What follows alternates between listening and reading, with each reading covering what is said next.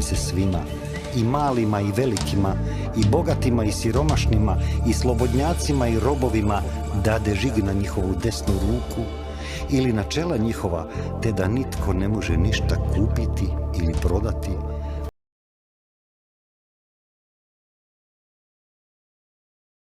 And so the Bretton Woods system ended there in 71. Now, the dollar, of course, immediately collapsed. When a politician says, I'm going to defend the dollar by doing this, you know the dollar is going to collapse. Of course. And that's what it... So then America, it didn't want to play ball because that would have meant a bit of austerity and actually reducing the American footprint in the world. American military bases all over the world had to be paid for. And suddenly, with this situation, American influence in the world normally should have shrunk and would have shrunk. But they came up with a different idea, and that's where the inflation of the 70s comes in. So they came up with the idea, okay, so the fundamental problem is Germany, Japan, exporting nations, they're not buying enough from America. Well, if we can't sell them stuff, what do they need? What do they need? Oh, they need energy. They need oil. So, okay, who's producing oil? America wasn't exporting that much oil, but who was the biggest exporter of oil? Saudi Arabia. Okay, so the Americans went to Saudi Arabia. Henry Kissinger went there to speak with the leadership, and essentially they made a deal. The deal is now, it took a long time for the whole deal to become known because they kept the secret. The deal was this. It was basically a protection racket. America arrived with its troops and said to the Al Saud family, royal family in Saudi Arabia, "We've got a nice kingdom here. It would be a shame if you suddenly lost power to some revolutionary group, right? Like they're doing today in Syria. We've got American troops in Syria occupying the oil fields and stealing the oil, right? It'd be a shame if this happened to Saudi Arabia. Yeah, there would be a shame. Well, we're going to protect you. We're going to put American troops into Saudi Arabia, and we'll make sure you'll stay in power and everything is fine." Okay. Well, it's a deal, if you do the following. If you, from now on, sell oil to anyone only against the US dollar. And of course, then you'll get so many dollars. You also need to then get some advice on how to invest these dollars. And the deal is, look, 80% of that, it'd be billions and billions and billions. 80% of that, you have to invest in US treasuries. And so then it comes back, and it funded also the huge, that's the double deficit, It's not just the trade deficit, current account deficit, but it's also the government budget deficit with the military operations and covert budgets, huge trillions of dollars spent on who knows what. And that's how the money then was recycled back to America. Now, this was the real story. But to hide this story, they needed some distraction, and that's when they created this inflation. So all the central banks from 71, 72, in these crucial years when this deal was being prepared, they massively expanded their money creation. They were told by America, it's okay, you create lots of money. America was creating money, but the others were also told to create money, so the American money creation is suddenly not so noticeable, you see. Even the Bundesbank was creating a lot of money, the Bank of England, the Bank of Japan creating massive amounts of money. So suddenly the Fed doesn't look so bad with the dollar creation. And then they staged this Middle Eastern war in October 73, and Henry Kissinger persuaded finally in January 74 the Saudi oil minister to quadruple the oil price. And then all the headlines since then ever have been about, the 70s inflation, well, that's the oil shock, it's these Arab countries increasing the oil price. When the real story is, it was arranged to cover up the change in the global monetary system, switching from the gold standard to the petrodollar. Mm-hmm. And that brings us back to now, because it looks like we're in this similar phase now where we're switching from the petrodollar, which clearly is in its last, stage. petrodollar is ending. You know, Saudi Arabia has already been selling oil recently. I mean, it's joined the BRICS countries now just this month, which means it's joined China and Russia, and it's been selling oil against the Chinese currency. Yeah. So that means the old deal has ended, and that became clear with the, you know, when the ruling prince made this clear a few years ago, and also basically they've left this US alliance. They've now made peace with Iran even. Mm-hmm. And so in the Middle East, things are changing a lot. America has lost control of this, the strict rule that you must sell only, you know, raw materials and oil, and particularly energy, against the US dollar. Before, they would have many wars for that, to maintain it. You know, Saddam Hussein, there were two wars, right? First, the first Gulf War, and then basically the Iraq War. And they left Saddam Hussein alive, you know, former CIA agents, but he was then killed in the Iraq War. That's when he had started to sell oil against the euro. Same with Gaddafi in Libya. He'd become friends again with everyone. Blair was visiting, the French president was visiting.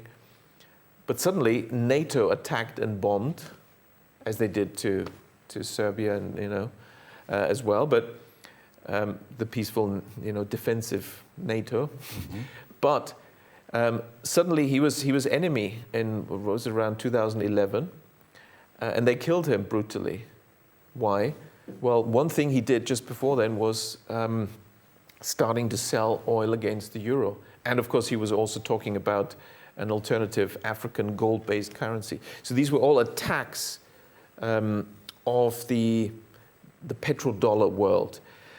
But now it seems we're beyond that, and the petrodollar is ending. The rise of the BRICS, the role of China, China's Belt and Road Initiative was a big change, because basically they said we've got all these dollar reserves. We're not just going to buy treasuries. Actually, we're going to use them to buy infrastructure in the world, and we're going to invest in developing countries and help them develop, instead of holding US treasuries, which makes the Chinese, you know, subject to American controls. In many ways, of course, the sanctions against Russia accelerated all this. So you have to see that America itself accelerated these things, either willingly or unwittingly. But when countries see, oh, just because they disagree with Russian policies, now they've confiscated billions of dollars of Russian foreign exchange reserves. It's pretty outrageous, isn't it? I mean, other countries, well, if they suddenly decide they don't like our policies, they could just keep our foreign exchange reserves. Dollars and euros are not safe. So suddenly everyone was questioning this dollar hegemony, and now we have an alternative system on the horizon. The BRICS countries are talking about having all their trade now, and this is roughly half of world's GDP, and a lot of the oil exporters are now part of the BRICS or related to the BRICS. And also the geographical routes, you know, Suez Canal is part of the BRICS now, with Egypt. There's Ethiopia also joining the BRICS now. So the world is changing, and it looks like, well, it seems to be a coincidence, but that's again when they have created inflation, partly to distract from this shift in the global currency system. So what is the new system? Well, we have creation of these new blocks. There's the US-EU bloc, mm-hmm. Or you might call it the Five Eyes plus EU bloc, because, you know, of course, the Anglo-Saxon countries, Australia, New Zealand, Canada, in there as well, UK and EU, which is actually small because the rest of the world seems to be going with the BRICS, and most of Africa seems to be backing Russia rather than antagonizing Russia. So that's the one thing. And the other,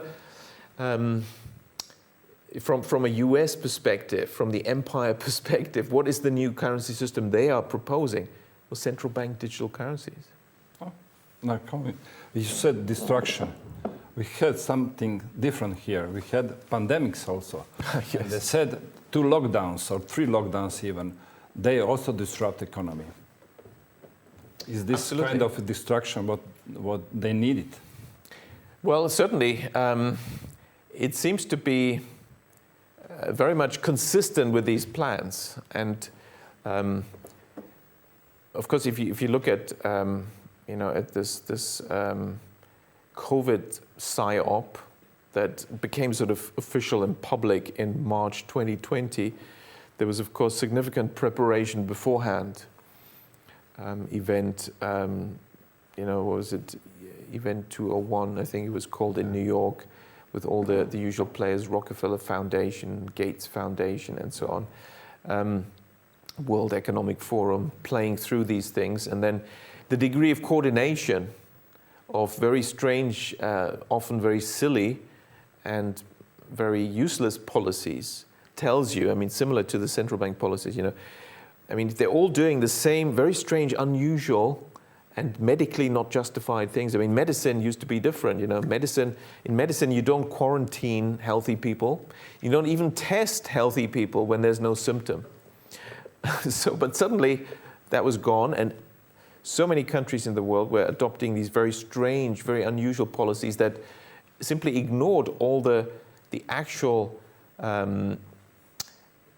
protocols that have been developed ready for some epidemic or pandemic. They were suddenly gone, and it was this new approach which seemed to be very centrally controlled. So that tells you, there's some conscious planning have been going on, and if you look for that, you'll find plenty of evidence. Now, it seems to me that because also when this happened in March 2020, immediately there was a push by central banks for CBDCs under the very silly argument that, well, the virus is on paper, cash will be a carrier of the virus, which is medical nonsense. Of course. But that was sort of the cover story, and suddenly they talked about the need for digital IDs and the rollout of central bank digital currencies, which seems to be connected to this. Which seems to be connected to the COVID pass and all that. Let's go through all this. Now, new policy can be, because they offer already and is implementation, central bank digital currency. Can you explain what exactly means that? Yes. Central bank digital currency is, the way it's presented to us is as something new. And of course, in a way, it is new. But let's not forget, bank digital currencies, BDC, bank digital currencies, we've been using for many decades in the banking system. It's a payment system. We have certainly in Europe and in most countries in the world, we have very well-functioning digital payment systems, and they work. And so actually when consulting companies like McKinsey looked at this central bank digital currency, I saw one study where they say, well, we don't actually see the need for this CBDC because what is it adding? There's even some Federal Reserve bankers, Neil Kashkari in the US, I think Federal Reserve Bank of Minnesota, yes. He's saying it's a solution for a problem we don't have. We don't need this. And that's true. So that except if you want control all the transactions like Chinese do. Yeah, exactly. Which is true. Which is exactly true. So, in other words, the official rationale that we need this because it will do X, Y, Z, that's not really true. We've been using digital currency already for a long time, bank digital currency. So what is the difference? It's the C, central bank digital currency, the centralization aspect. So far, actually, the systems we've had, and we've talked about banking, is a system where we have decentralized money creation. And in countries with many banks, and some countries have many, many small banks, that's actually a very healthy and very good system. Because it means that a local community, they will have their local community bank, headquartered locally, making the decisions locally, and they are creating money when they lend. And of course, it's so crucial, the decision that is made by the bankers, who is getting the new money, how much money are they getting, and for what purpose? These are crucial questions, and if you have a decentralized system, it works very well, very effectively.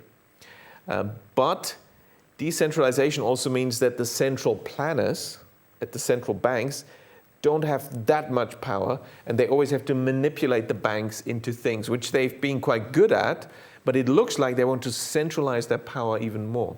Now, Before we come to that, maybe it's also important to understand just the benefits of the system that we have currently, because basically it's under threat. The CBDCs are threatening our banking system, and they will change things. Now, some people say, well, banks are bad and big banks are bad, so good riddance to them. But watch out what you're saying, because the alternative is likely to be worse, because there will be fewer people with even more power, central power and control over all transactions. And that is unprecedented powers in the hands of a small number of de facto dictators. This has never happened in history, so it is quite scary. But before we come to that, quickly, just to explain the benefits of a decentralized banking system, the best case in point is China. Because China used to be a Soviet economy under Mao, Chairman Mao. Very Soviet style, central planning, and like the Soviet Union for much of its history, it had only one bank, Gosbank, the central bank, no other bank. Of course, the central bank had many branches and so on, but there was only one bank. And that was the system. For the central planners, it was convenient. They didn't have to worry about other banks. And the central bank was controlled by the central planners and could make top-down decisions how to allocate resources, who gets money and whose money will be taken. And that's how central bankers love it. But the system does not deliver economic performance. It doesn't deliver for the people. It doesn't deliver prosperity for everyone because it's too centralized. I mean, it's quite clear. Who's going to be better? A small number of people that decide for the whole country how much money will be created and who in the whole country will get the newly created money for what purpose. That is totalitarianism. Now, Deng Xiaoping came to power in China in 1978. That was after Mao. And he was very much aware of the importance of this question. And of course, he also was interested in empirical facts. He was essentially a scientific economist. He even said, we need to forget about ideology and politics. Let's do what works, what empirically works, which is what scientific economics, what I'm trying to do, is all about. And he went to Japan. He asked them, what's your secret of growth, of high growth, double-digit economic growth? The Japanese told him. And he came back from Japan. And what was the main big thing he did? I mean, he did quite a few reforms, but the key difference to before was, before they had a centralized banking system like Soviet Union. But now he went out and created thousands of banks, local banks, small banks, credit unions, savings banks, regional banks, provincial banks, of course a few also bigger banks, but the majority, I mean, created 5,000 banks. At some stage you could argue even many more if you count a smaller type of credit unions as well, thousands and thousands of banks.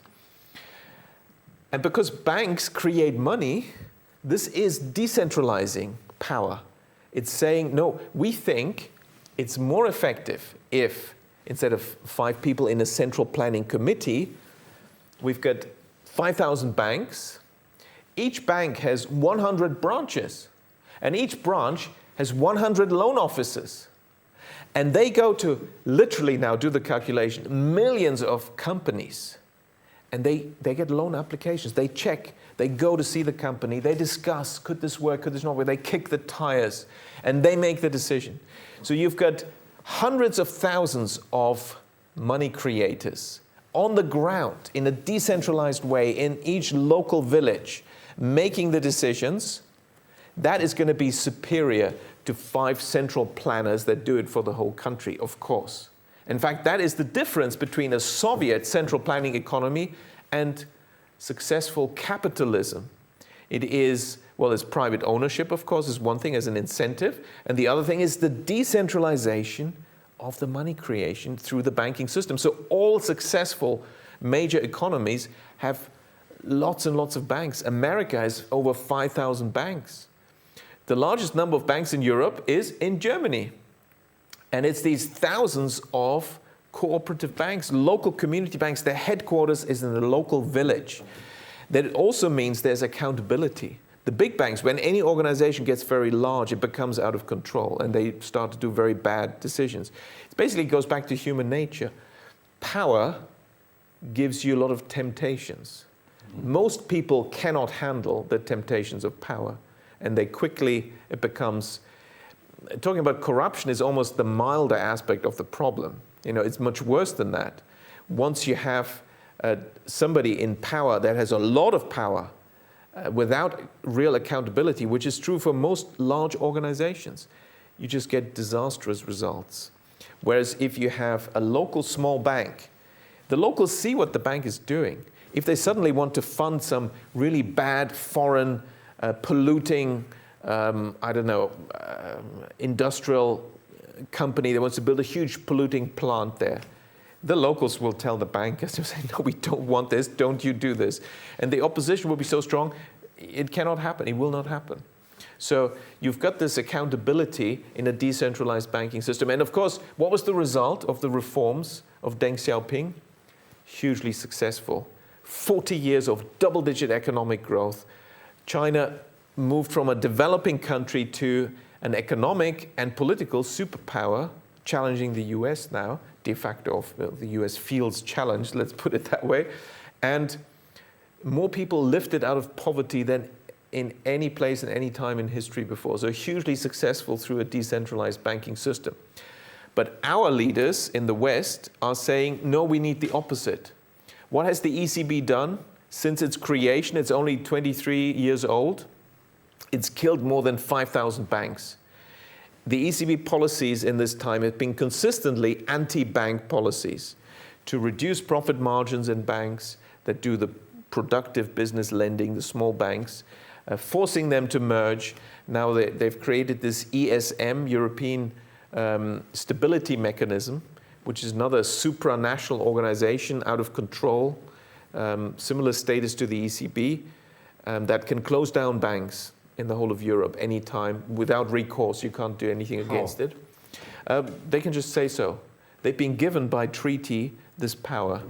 And so these are preparations, because really what's going to happen is, as you, and this is the next point, so about CBDCs, as you introduce central bank digital currencies, this is really the central bankers ripping up this agreement that's existed for centuries between the central bank and the banks, namely that the central bank is like a wholesale bank. It deals only with the banks, and the banks deal with the public. And that gives us a very decentralized economy. The central planners are now saying, we want more power. And they're saying, we want to deal with the public directly. We're offering central bank digital currency. That means you can have an account at the central bank, essentially. So we don't need the banks, is what the central banks are saying. And the reality is, because the central bankers are regulators of the banks, it's unfair competition. If the regulator suddenly says to you, I'm going to compete against you, the regulated, you have no chance. And now that the ECB and other central banks are saying they want to introduce central bank digital currencies, we have to look at the past 15, 20 years of their policies in a different light, because they're now admitting they want to compete against the banks. Well, their policies have been anti-bank. Interest rate policies, the regulatory policies, huge regulatory burdens put on small banks in Europe.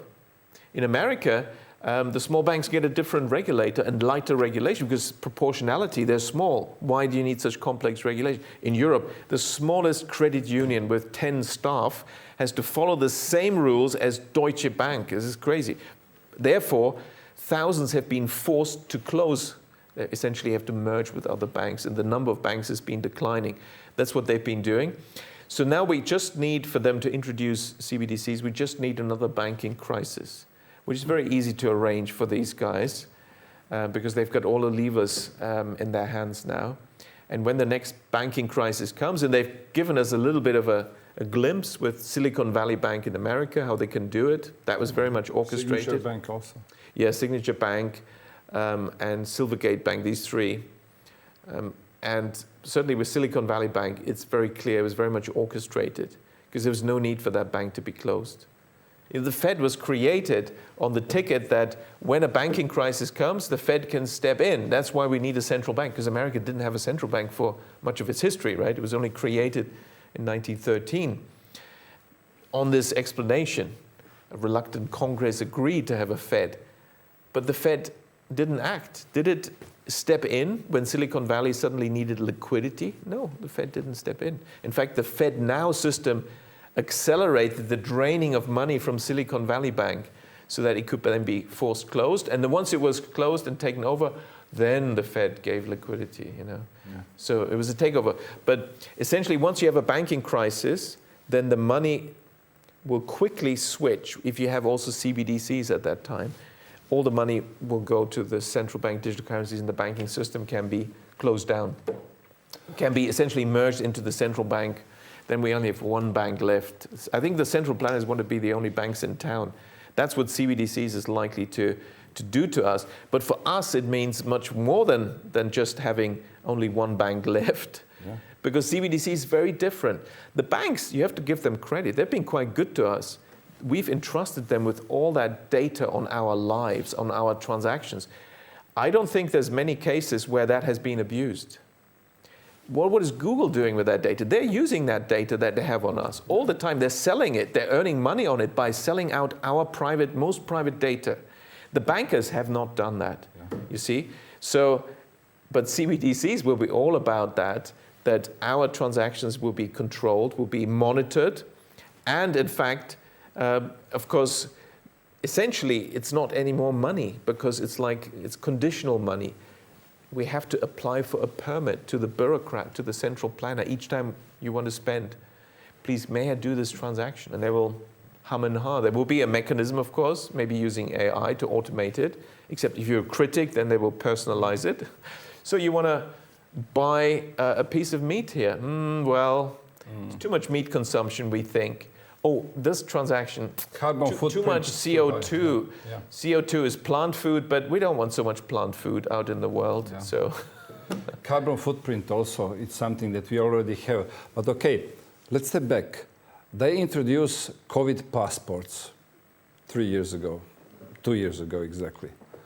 I said, that was my personal opinion, that it's just first step for the digital ID. Yeah. Digital ID leads to digital wallet.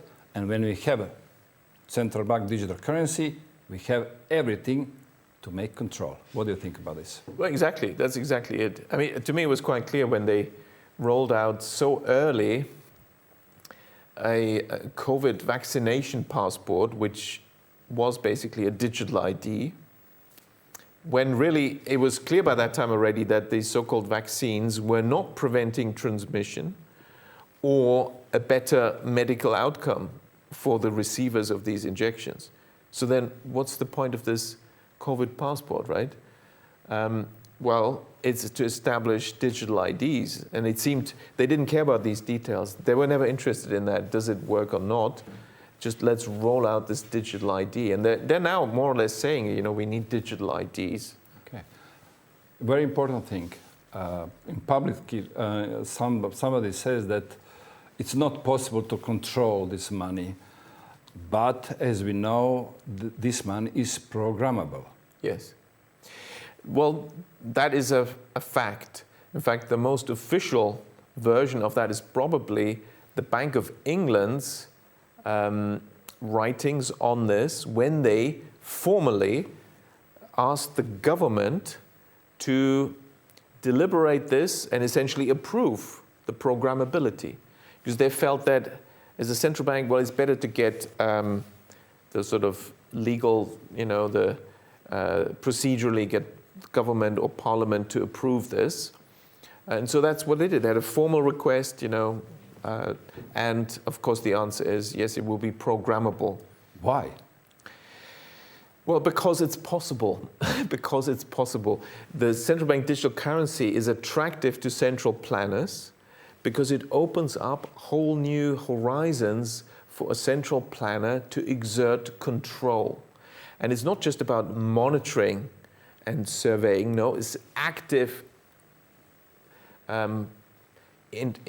active interference by controlling your every transaction. And by doing so also where you are, because if it doesn't work when you step outside the 15-minute city, then you have to stay inside the 15-minute city, right? And so it's a tool to affect your actual spending on what, but also where you are, and how you interact with society. Can be centrally planned and controlled. There is something called ESG. That's something for the companies. Is there a way to control the companies? Of course, people and companies.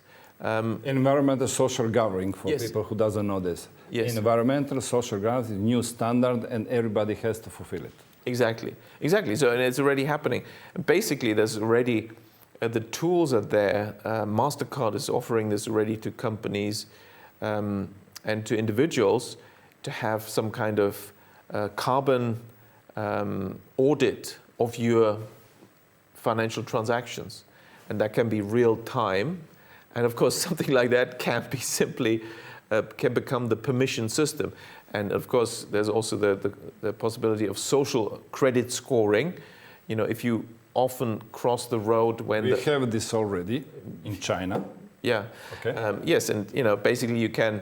and of course, we saw this also in COVID, where a lot of these things were tried. It turns out that our governments have hired behavioral psychologists to use behavioral psychology on us. Now, what is this about? This is, to put it in plain language, manipulation. So the government doesn't openly say, we want to achieve X, Y, Z, we want you to do X, Y, Z. No, they will do certain things to you so that you react. And your reaction is what they want you to do. And it's a way of hiding that the government is actually trying to do something. So it's complete manipulation. And that also will be applied. So there will be, the argument is already being made. You want to use behavioral psychology to get people to actually behave responsibly for the sake of, the climate or whatever excuse they come up with. Let me remind everybody also that they only use this tool with Canadian truckers. Yeah. They froze their accounts because they were protesting against vaccine mandates. Also, they forbid one politician, Nigel Farage. They took his account because of his political views. Now they get it back, but this is the example. And also now they're pushing very hard that we are in some kind of new crisis. We're now hearing some new variants. They're pushing again masks mandates somewhere. They're telling about new vaccines. At the same time, we have huge climate crisis.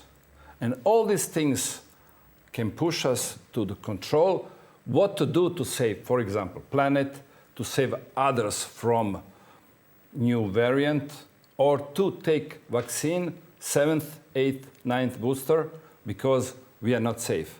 And now they have tools. Only what they need now to get rid of the cash. What they are planning to do with this? Yes, exactly. Well, cash is in the way because cash is freedom. There's the famous statement by one of the central bankers from the Bank for International Settlement in Basel, where he says, well, with cash, we don't know where you're spending it and who's spending it and what the money is used for.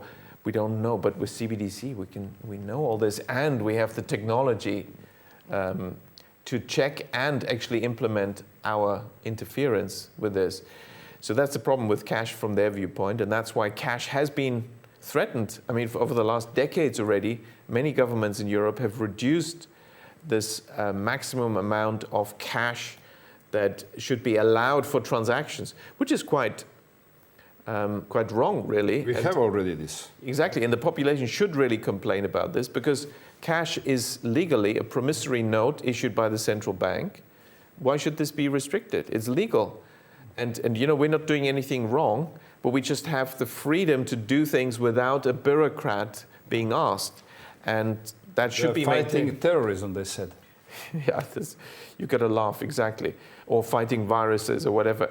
I think we should really fight very hard to maintain cash, because as long as we have cash, everyone should use cash also for larger transactions as much as possible, the whole public, because they are always trying stuff and see what they get away with. But if we stand up and say, no, we will keep cash, and everyone does it, then we can win. We just have to do it. Yeah. And for last, what we can expect in the next few months? Can we expect some maybe major financial crisis like we had in 2008? Well, I think we are heading towards a crisis in a number of countries. The precise timing is tricky, of course, but in Germany, for example, I mean, I've been warning since 2009, first, that there will be an asset bubble, a property bubble, real estate bubble in Germany. That's really come to full fruition. It peaked in late last year, probably October, November. Looks like it was the peak of that property bubble. It's now deflating. And if history is a guide, and it's usually the best guide we have, then that means property prices will probably drop a lot. And if there's no sudden change in policy, if they want to let this turn into a big banking crisis, then that will happen next. Probably, I mean, the banks can probably delay it. We've seen in Japan, they managed to delay for many years. But probably within 2-3 years, there could be a major banking crisis. The goal would probably be to get rid of all the many small local community banks, which are the backbone of German economic strength, which are funding the small and medium-sized enterprises, which are very strong in Germany. It seems the plan is to deindustrialize Germany. If you look at the energy policies, many German companies now going bankrupt. Companies that are 100 years old, 150 years old, they're all closing down now because of government policies taken under US pressure.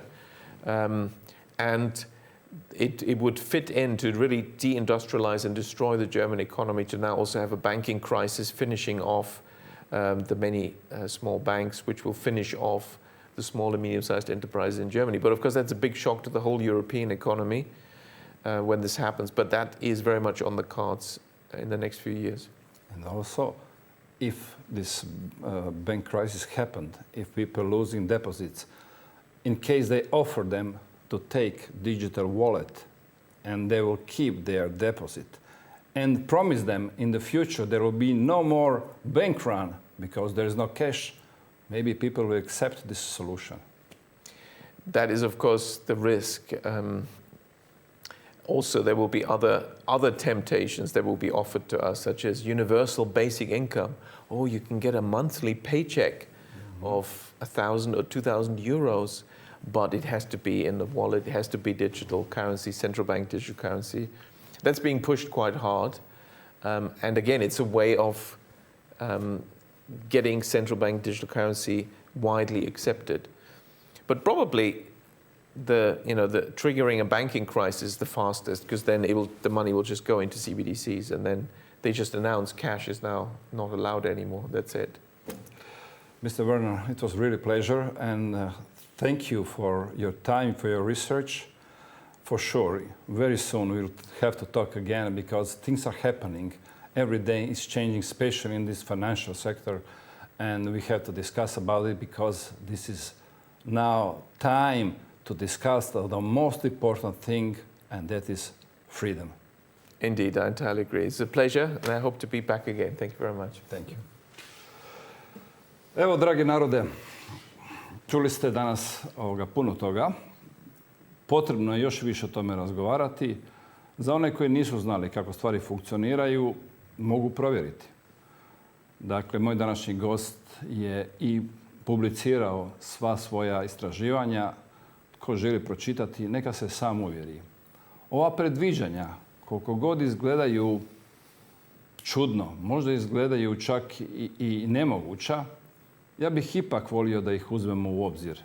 Jer ako smo išta do sada saznali smo da je sve moguće.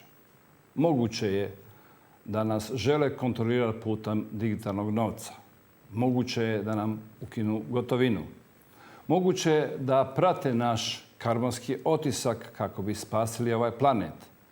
Pa zbog toga je moguće da nam kontroliraju koliko ćemo pojesti mesa, koliko ćemo putovati, da li ćemo se micati iz 15-dnevnih gradova koje recimo sad imamo u implementaciji i u Zagrebu. I ne samo u Zagrebu, već u 40 gradova velikih svjetskih. Možda će nam i kontrolirati da li ćemo putovati avionima, jer najavljuju, na primjer, iz Velike Britanije da do 2029. godine neće više putovati sa otoka, iako ne znam koji je pravi razlog. Slušat ćemo sve te informacije i voditi računa o tome, jer mi smo kao Hrvatska u eurozoni. Naš utjecaj na našu monetarnu politiku je otprilike ovakav. 0. To smo htjeli, to smo dobili. Sad se možemo samo nadati i biti budni i pokušati spasiti ono što se spasiti da, a to je gotovina koja nam još uvijek daje neku slobodu. Nadam se da ova naša predviđanja, ovo o čemu smo razgovarali, se neće dogoditi. Ali je sve na vama, sve je na našim gledateljima, slušateljima, kako će oni odlučiti.